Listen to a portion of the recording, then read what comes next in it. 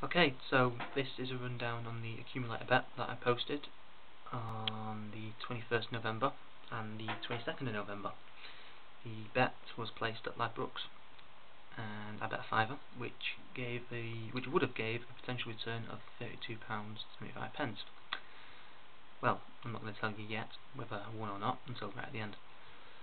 But I will tell you now what games I placed money on, what games I chosen, who scored, and what the result was, and why I chose that bet in the first place.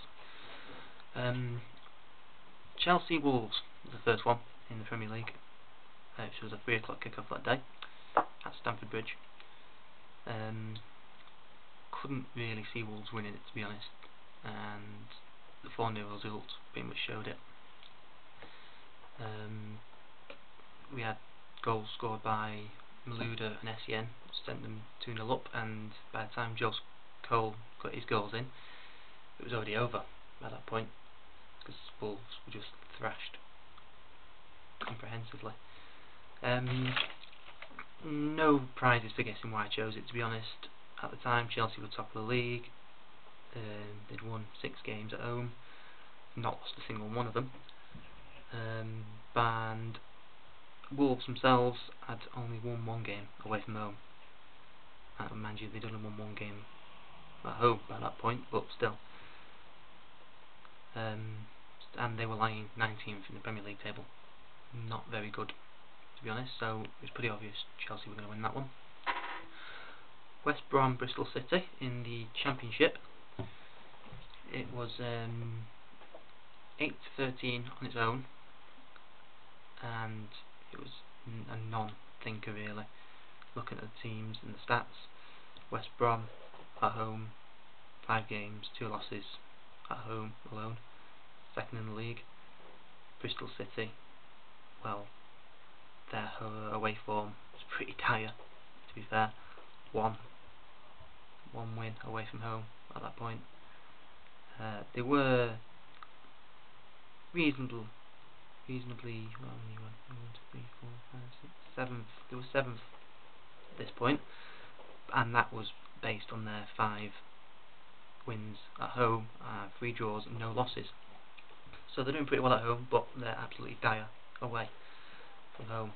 Having said that, there was a good risk of a draw of being away from home for Bristol, as out of these 8 games they'd played away from home, they'd drawn 5 of them. Bit risky, but it came off in the end, as West Brom beat them 4-1, thanks to Jerome Thomas, Chris Bruns, and 2 goals from Simon Cox. Fucking computer would work. Probably shouldn't have said that, but sorry. Okay, Chesterfield Darlington. Again, it's a pretty similar story. Chesterfield were 5th at this point, and they'd won 7 games at home, and drawn only 1, and not lost a single one of them. Whereas Darlington, well, weren't really doing that well, to be honest.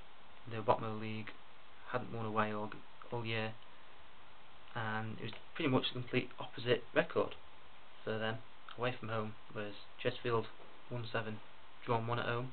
Darlington lost 7, drawn 1 away from home, and without a single win either. So it was a no-brainer. Rob Page, Mark Allert, Kieran Djali, how do you say his name? Djali Lai? Nah. And Scott Bowden scored 5 goals for Chesterfield in total. Darlington replied with Collins and Hogg. Wasn't really enough, really. The Scottish Premier League, Rangers won 3-0 against Kilmarnock at home. You noticed by now I'll have picked all 5 games I picked were home. I picked the home side, and they were pretty easy games as well, to be honest. Rangers 3-0, like I said. Chris Boyd, Kenny Miller and Steve Whittaker. Rangers 2nd in the league at this point, and hadn't lost a game away from home. No, at home, sorry. Hadn't lost a game at home all year. They'd won 4, drawn 2. Kilmarnock, on the other hand, hadn't won a game at home, away from home. get the facts right. They hadn't won a game away from home all year up till this point, and wasn't really going to make much difference. They were lying 10th in SPL, so that was another easy tie, really. The following day, Sunday, I only picked one game on the Sunday, and it was Stoke City against Portsmouth. And it was only thanks to Ricardo Fuller that I actually got my money in the end, because the bet did come through in the end. I did win 32 quid. And it was thanks to Ricardo Fuller, like I said. But it should have been a lot easier for Stoke, if truth be told.